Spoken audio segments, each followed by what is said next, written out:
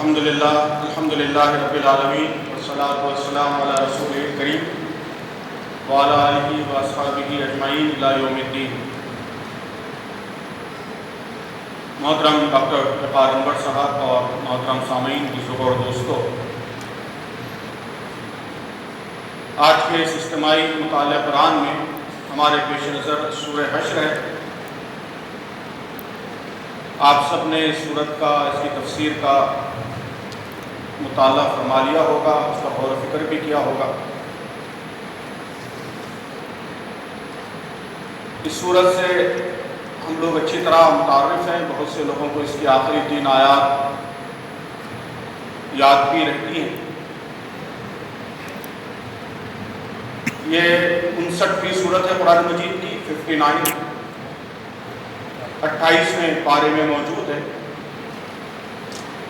اور نزولی ترتیب کے اعتبار سے 101ویں سورت ہے، یعنی نبی کریم صلی اللہ علیہ وسلم پر جو صورتیں الگ الگ زمانے میں نازل ہوئی، اگر اس ترتیب سے اس کو آرڈر کیا جائے تو 101 نمبر آتا ہے۔ آپ سب جانتے ہیں کہ علامہ حمید الدین فراہی رحمۃ اللہ علیہ نے قرآن مجید کی صورتوں کے گروپس بنائے، 7 گروپس۔ بار بار اجتماعی مطالعہ قرآن میں، درس قرآن میں ان گروپس کا ذکر آتا رہتا ہے، تو اس گروپنگ کے اعتبار سے یہ 6ٹھے گروپ کی صورت ہے۔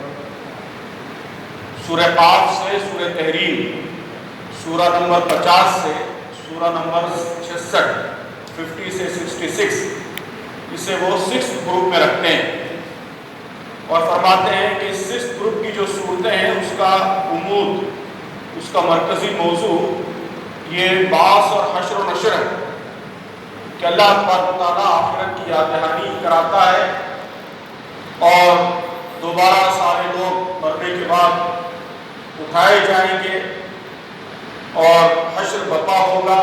یہ یاد دہانی اس پورے گروپ کا مرکزی موضوع علامہ حمید الدین فراہی اور مولانا امین حسن اصلاحی نے قرار دیا ہے۔ یہ جو سورت ہے سورہ حشر، اس کو ایک حدیث میں بنو نذیر، سورہ بنو نذیر بھی کہا گیا ہے۔ بخاری اور مسلم کی حدیث ہے کہ سعید بن جبیر رضی اللہ عنہ نے حضرت ابن عباس سے روایت کیا ہے کہ یہ سورہ حشر ہے، تو آپ صلی اللہ علیہ وسلم نے فرمایا کہ قبیلہ بنو نذیر کے بارے میں اتری ہے، اور یہ سورت سورہ بنو نذیر ہے۔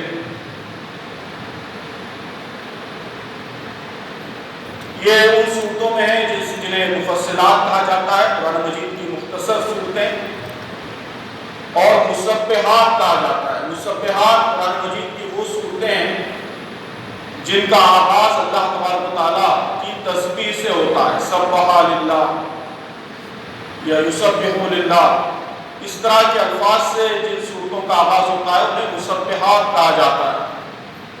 اللہ کے نبی صلی اللہ علیہ وسلم نے رات میں خاص طور پر سونے سے پہلے ان مسبحات کی تلاوت کی تاکید فرمائی۔ بعض مفسرین نے یہ بات لکھی ہے کہ مسبحات میں عام طور پر اصول دین واضح کیے گئے، دین کے پرنسپلز، دین کے اصول، یہ مسبحات میں ہم کو ملتے ہیں۔ اس صورت میں بھی بعض اہم اصول ہم کو ملتے ہیں، جب تفصیلی مطالعہ ہوگا تو وہ اصول انشاءاللہ زیر گفتگو آئیں گے۔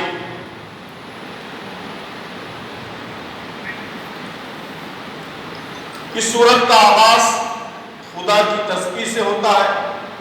ابھی آپ نے سماعت فرمایا سبح للہ ما فی السماوات و ما فی الارض، کہ زمین اور آسمان میں جو کچھ ہے سب نے اللہ کی تسبیح بیان کی، اور اس کا اختتام خدا کی تقدیس سے ہوتا ہے، اللہ کی صفات کے بیان پر ہوتا ہے۔ سورت کا پس منظر یہ ہے کہ مدینے میں 4 ہجری میں غزوہ بنو نذیر واقع ہوا، اور اس میں مسلمانوں کے ہاتھوں یہودیوں کو شکست ہوئی، بلکہ جنگ کے بغیر شکست ہوئی۔ اللہ کے نبی صلی اللہ علیہ وسلم کے حکم پر مسلمانوں نے ان کا محاصرہ کیا، اور کچھ دن کے بعد محاصرے کے بعد وہ وہاں سے مدینہ سے نکل کر چلے گئے۔ تو بغیر کسی جنگ کے، یعنی باقاعدہ لڑائی کے بغیر مسلمانوں کو فتح نصیب ہوئی۔ تو اس طرح اس صورت میں کئی مضامین ہم کو ملتے ہیں۔ پہلے خدا کی تسبیح کے بعد جنگ بنی نذیر میں مسلمانوں کے ہاتھوں یہودیوں کی شکست، اس کا ذکر ہے۔ جنگ کے بغیر جو اموال حاصل ہوتے ہیں ان کی تقسیم کے کیا اصول ہیں وہ واضح کیے گئے ہیں۔ منافقین کی ملامت کی گئی ہے، اور مہاجرین کی فداکاری، ان کا ایثار، ان کے کمٹمنٹ، اس پر اللہ تعالیٰ نے تحسین کا تبصرہ کیا ہے، اور آخر میں اللہ تعالیٰ کی صفات کا بیان ہے۔ تو اس کا جو تاریخی پس منظر ہے کہ اللہ کے نبی صلی اللہ علیہ وسلم جب مکے سے ہجرت کر کے مدینہ تشریف لائے تو وہاں مدینے میں پہلے سے دو قبیلے، اوس اور خزرج کے قبیلے تھے جو اسلام لانے سے پہلے مشرک قبیلے تھے۔ بعد میں ان کی بڑی تعداد نے اللہ کے رسول صلی اللہ علیہ وسلم پر ایمان لا لیا تھا۔ ان دو قبیلوں کے ساتھ یہاں یہودیوں کے تین بڑے قبیلے تھے، بنو قینقاع، بنو قریظہ اور بنو نذیر۔ بنو نذیر یہ ایک یہودی قبیلہ تھا، اور جیسا کہ نام سے واضح ہے نذیر نامی شخص کی اولاد، ان کو بنو نذیر کہا جاتا ہے۔ کہا جاتا ہے کہ بہت پہلے نذیر نام کا ایک شخص فلسطین سے ہجرت کر کے مدینے میں آیا۔ شاید وہ جو رومیوں کے مظالم تھے، رومیوں نے جب فلسطین پر حملہ کیا تو یہودیوں پر بڑے مظالم ڈھائے، تو مظالم سے بچنے کے لیے یہودی دنیا کے مختلف علاقوں میں پھیل گئے، عرب کے مختلف علاقوں میں پھیل گئے۔ کچھ قبیلے، کچھ لوگ یہاں مدینہ آ گئے، اور یہاں جو مختلف نخلستان تھے، زرخیز علاقے تھے، ان کو دیکھ کر وہاں آباد ہو گئے۔ تو نذیر نامی ایک شخص بھی آباد ہو گیا تھا، اس کی اولاد بنو نذیر کہلاتی۔ یہ تینوں قبیلے مدینے میں تجارت کیا کرتے تھے، اصل بزنس سے، ٹریڈ سے وابستہ تھے۔ بنو نذیر کا جو قبیلہ تھا وہ مدینے کے باہر اس کے نواح میں رہتا تھا۔ آج بھی جو لوگ مدینہ جا چکے ہیں تو مدینے میں جو زیارہ کے لیے نکلتے ہیں بسوں میں بیٹھ کر، تو بنو نذیر کے قلعوں کی بھی وزٹ کراتے ہیں۔ آپ نے بھی دیکھا ہوگا کہ جنوب مغرب میں وادی متان ہے، وہاں بڑے بڑے قلعے بنے ہوئے ہیں، آج بھی اس کے آثار، اس کے کھنڈر موجود ہیں۔ تو یہ جو بنو نذیر قبیلہ تھا وہ ایگریکلچر کے ساتھ ساتھ ان کا ایک بڑا کاروبار زیورات کی تجارت اور اسلحے کی تجارت کا کاروبار، ویپنز، اور ساتھ ہی سودی کاروبار سارے قبیلے کرتے تھے، یہ سارے یہودی قبیلے کرتے تھے، یہ قبیلہ بھی سودی کاروبار بھی ان کا ایک بڑا اہم کاروبار تھا۔ اوس اور خزرج کی جب لڑائیاں ہوتی تو دونوں کو یہ ویپنز سپلائی کرتے تھے۔ تو یہ رشتہ گویا آج جو یہودی کرتے ہیں تو تاریخی رشتہ ہے، ہر زمانے میں یہ ان کا معاملہ رہا ہے۔ اوس اور خزرج دونوں کو اسلحہ فراہم کرتے تھے اور سودی قرضے دیا کرتے تھے، اور اسی طرح قریش سے بھی ان کے تجارتی تعلقات تھے۔ قریش کو بھی اسلحہ بھی فراہم کرتے تھے، اور تجارت میں بھی مختلف معاملات قریش کے ساتھ ان کے ہوا کرتے تھے۔ نبی کریم صلی اللہ علیہ وسلم کی ہجرت کے بعد اوس اور خزرج کی لڑائیاں بند ہو گئی، تو ان کے ویپنز کا کاروبار متاثر ہو گیا، اسلحہ کا کاروبار متاثر ہو گیا۔ آپ صلی اللہ علیہ وسلم نے جو معاہدے کیے تھے اور مدینے میں جو پہلا دستور آپ نے مرتب کیا، اس کا ذکر ہمیشہ آتا ہے۔ اس دستور میں آپ نے اس چیز کو لازمی قرار دیا تھا کہ مدینے کے سب لوگ وہ ایک ایگریمنٹ کا حصہ رہیں گے. اگر کسی پر بھی حملہ ہوتا ہے بیرونی تو سب لوگ مل کر ان کا ڈیفینڈ کریں گے. قریش کے ساتھ کوئی تعلق دوستی کا نہیں رکھے گا، اس لیے کہ وہ سب کا مشترکہ دشمن ہے.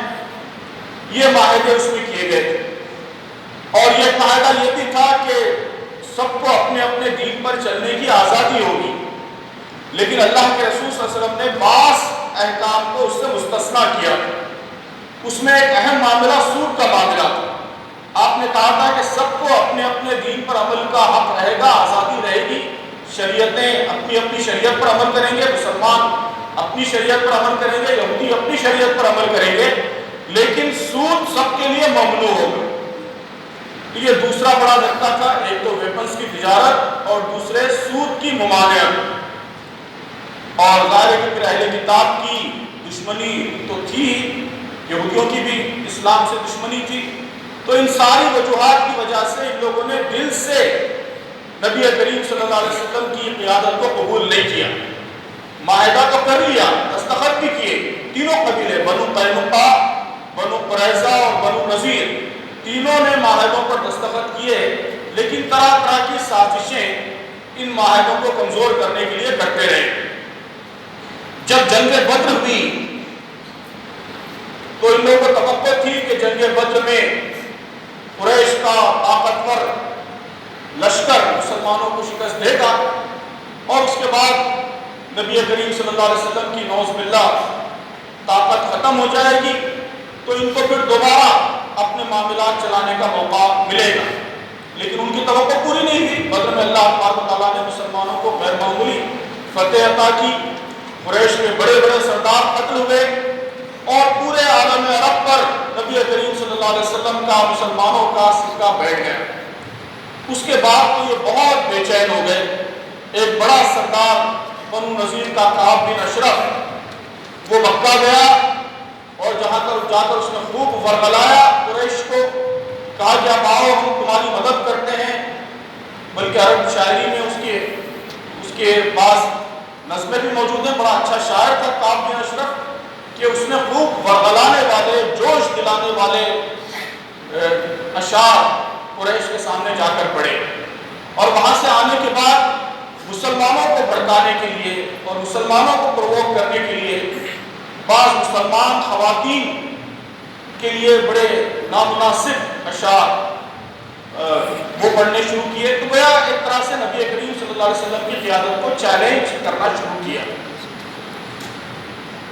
اب یہ ساری شرارتیں جاری تھیں کہ احد کا معرکہ ہوا. احد میں بھی آپ صلی اللہ علیہ وسلم کی قیادت کو چیلنج کرنے کی کوشش کی.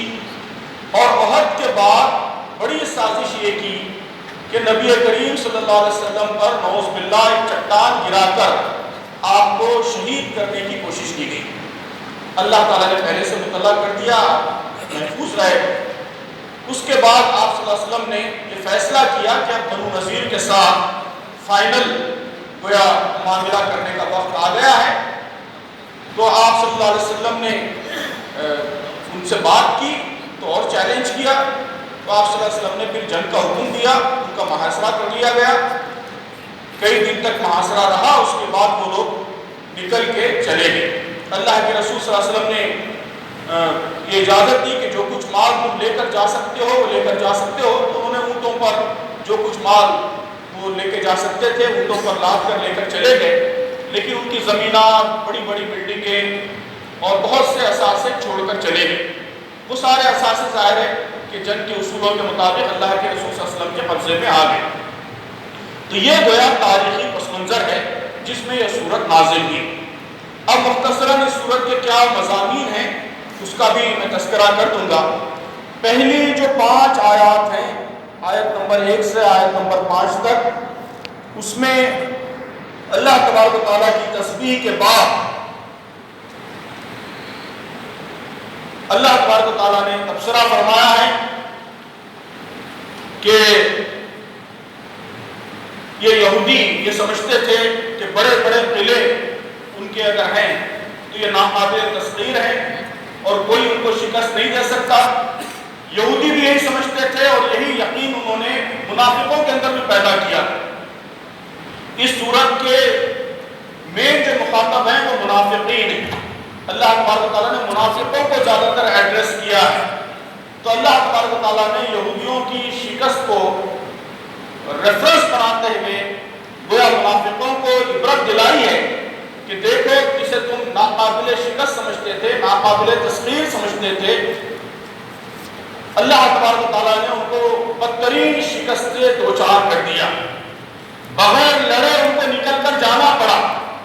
تعداد اچھی خاصی تھی، مورخین نے لکھا ہے کہ مسلمانوں سے زیادہ تعداد تھی، نمبرز کے اعتبار سے مسلمانوں کی جو آبادی تھی اس وقت مدینے میں اس سے زیادہ بنو نذیر کی آبادی تھی، طاقتور تھے، بڑے بڑے قلعے، بڑی بڑی ڈیوریاں تھیں ان کی، مالی وسائل عرب کے انتہائی متمول ترین گویا قبائل میں سے قبیلہ تھا، ہر طرح کے مالی وسائل ان کے پاس تھے، ویپنز کے مین ٹریڈرز تھے، تو جو اس وقت کے ترقی یافتہ اسلحہ ہو سکتا تھا وہ سارا کا سارا ان کے کنٹرول میں تھا۔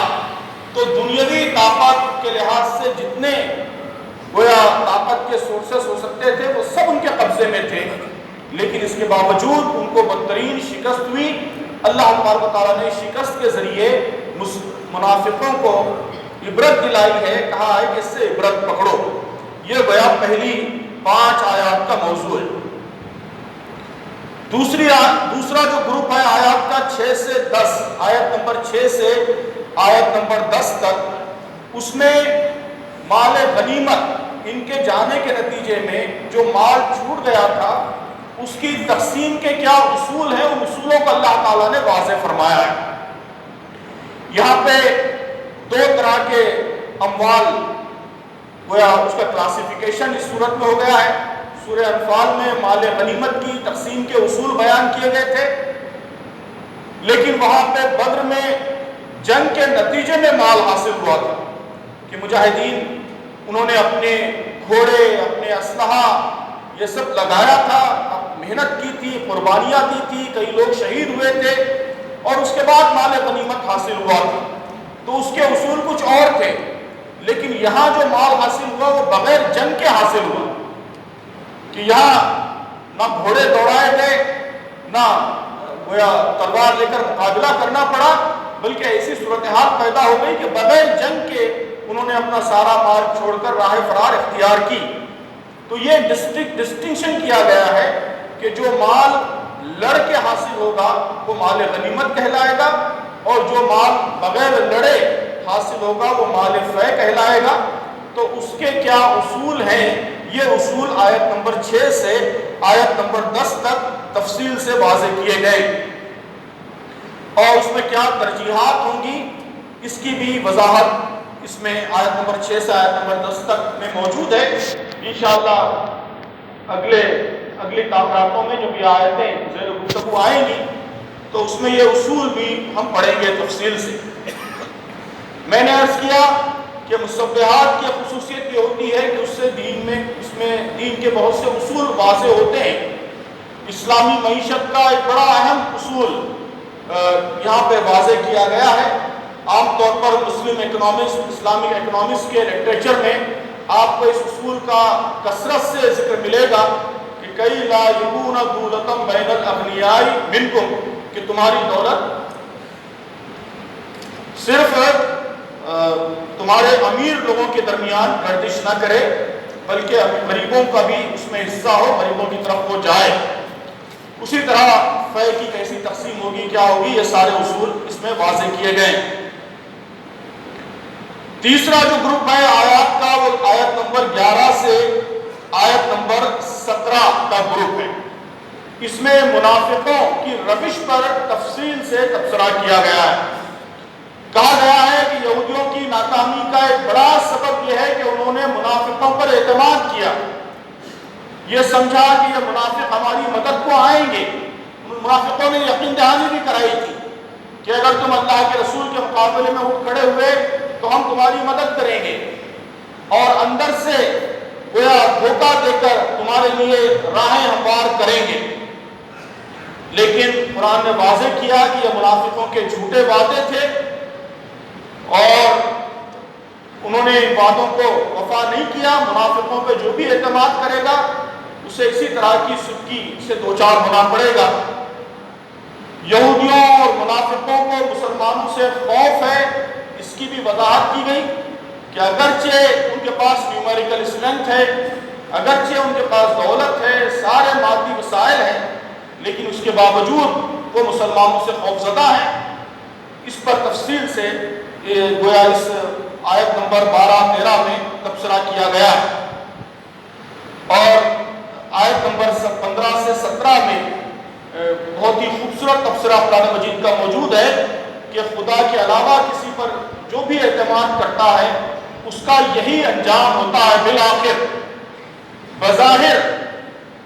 بظاہر کسی اسٹیج میں وقتی طور پر ان کو طاقت ملتی ہوئی یا ان کو غلبہ ہوتا ہوا نظر آ سکتا ہے، لیکن الٹیمیٹلی بالآخر جو بھی خدا کے علاوہ، اللہ کے علاوہ کسی اور پر اعتماد کرے گا اس کا انجام برا ہوگا، وہ رسوا کن انجام سے اس دنیا میں بھی دوچار ہوگا۔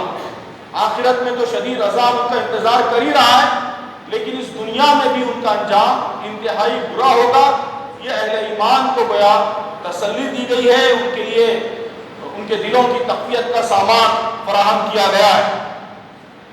آخری گروپ، چوتھا گروپ، یہ آیت نمبر 18 سے 24 کا گروپ ہے، اور اس میں اللہ تبارک و تعالیٰ نے مومنوں کی ذمہ داریاں واضح کی ہیں، اور اللہ تبارک و تعالیٰ کی صفات پر بہت ہی جامع بیان ان آیات میں ہم کو ملتا ہے۔ ہم میں سے اکثر لوگوں کو یہ آیات یاد ہیں، آخری 3 آیات هو اللہ الذی لا الہ الا ہو سے لے کر وهو العزیز الحکیم تک، اس میں اللہ تبارک و تعالیٰ کی صفات، اس کے اسماء حسنی، اس کا بہت ہی جامع بیان قرآن مجید نے بیان کیا ہے۔ مولانا امین حسن اصلاحی رحمۃ اللہ علیہ نے ایک بڑی اہم بات کہی ہے، انہوں نے کہا ہے کہ دین اسلام کی روح یہ اللہ تبارک و تعالیٰ کی صفات کا استحضار ہے۔ اللہ تبارک و تعالیٰ کی صفات، اس کے ایٹریبیوٹس، اس کی خصوصیات، اس کو یاد رکھنا اور ان خصوصیات کے نتیجے میں اللہ تبارک و تعالیٰ سے اپنے تعلق کو متعین کرنا، یہی دین اسلام کا خلاصہ ہے کہ قرآن مجید نے بڑی تفصیل سے اللہ تبارک و تعالیٰ کی ذات کیا ہے، اس کی خصوصیات کیا ہیں، اس کی صفات کیا ہیں، یہ بیان کیے۔ ان صفات کے نتیجے میں ہمارا اللہ تبارک و تعالیٰ سے خاص رشتہ قائم ہوتا ہے، اور یہی دین اسلام کا خلاصہ ہے۔ اس لیے اللہ تبارک و تعالیٰ کی ان صفات کی بڑی اہمیت ہے۔ ہم یہاں اس ملک میں دعوت دین کا کام کر رہے ہیں، تو دعوت دین کے کام میں بھی اللہ تبارک و تعالیٰ کی ان صفات کو واضح کرنا، ان صفات کی تفسیر لوگوں کے سامنے لانا، یہی دعوت کا اصل موضوع ہے کہ اللہ کو، ایک پیدا کرنے والے کو، ایک خالق کو، مالک کو، یہ تو دنیا کے تمام مذاہب کے ماننے والے مانتے ہیں، سب کے ہاں خدا کا کوئی نہ کوئی تصور موجود ہے، لیکن جو اسلام کا ڈسٹنکشن ہے، اسلام کا جو امتیاز ہے، وہ مخصوص صفات ہیں جن کے ساتھ ہم اللہ تبارک و تعالیٰ کی ذات کو سمجھتے ہیں، اس کا ادراک کرتے ہیں، اس کو یاد کرتے ہیں اور اس سے تعلق قائم کرتے ہیں۔ اس لیے اللہ تبارک و تعالیٰ کی صفات کی، اس کے اسماء حسنیٰ کی، اس کے خوبصورت ناموں کی بڑی غیر معمولی اہمیت ہے اسلامی فلسفے میں۔ تو ان آخری 3 آیات میں بہت ہی جامعیت کے ساتھ اللہ تبارک و تعالیٰ کی صفات کا بیان آیا ہے، اور اللہ تعالیٰ کی ان صفات کا پچھلی آیات سے جو کچھ ابھی تک اس سورہ حشر میں جو آیات آئی ہیں، جو مختلف تبصرے آئے ہیں، ان تبصروں سے ان صفات کا خاص تعلق ہے۔ انشاءاللہ جب آخری میں ان صفات پر گفتگو ہوگی، ان آیات پر گفتگو ہوگی، تو اس تعلق پر بھی ہم بات کریں گے کہ پچھلے مضامین سے ان آیات کا اللہ تعالیٰ کی ان خاص صفات کے تذکرے کا کیا تعلق ہے۔ لیکن ایک اہم بات جو میں اس موقع پر یاد دلانا چاہتا ہوں وہ یہی ہے کہ ان صفات کی ایک خاص اہمیت ہے۔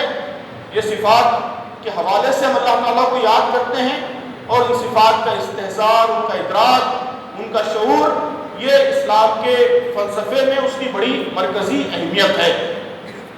تو اس طرح یہ اس سورت کے مضامین کا مختصر تعارف ہے کہ اس سورت میں کئی اہم اصول آئے ہیں۔ مال غنیمت اور مال فے کی تقسیم کے پرنسپلز آئے ہیں۔ دولت کے بارے میں اسلام کا کیا نقطہ نظر ہے وہ واضح ہوتا ہے، دولت کی تقسیم کیسے ہونی چاہیے، اس کے بارے میں کچھ پرنسپلز ہمارے سامنے آتے ہیں۔ ایثار و قربانی کی اہمیت واضح ہوتی ہے، اس پر بہت اچھا تبصرہ ان آیات میں موجود ہے، اور اللہ تعالیٰ کی صفات، اس کا ذکر میں نے اس پر روشنی ڈالی ہے۔ تو یہ گویا ان مضامین کا مختصر تعارف ہے۔ تو اس طرح پہلے ہم نے اس کا تاریخی پس منظر سمجھنے کی کوشش کی کہ بنو نذیر کا واقعہ اس کا تاریخی پس منظر ہے، اس جنگ پر قرآن مجید نے اپنے مخصوص انداز میں تبصرہ کیا ہے، اور پھر اس کے مضامین چار الگ الگ مضامین جو اس صورت میں آئے ہیں اس کا مختصراً تعارف آپ کے سامنے رکھنے کی کوشش کی گئی ہے۔ اللہ تبارک و تعالیٰ ہم سب کو قرآن مجید کے صحیح مفاہیم تک اللہ تبارک و تعالیٰ ہماری رسائی کو آسان فرمائے، ہماری رہنمائی فرمائے، اور قرآن کو سمجھنے، اس پر عمل کرنے کی اللہ تعالیٰ ہم سب کو توفیق عطا فرمائے۔ آمین۔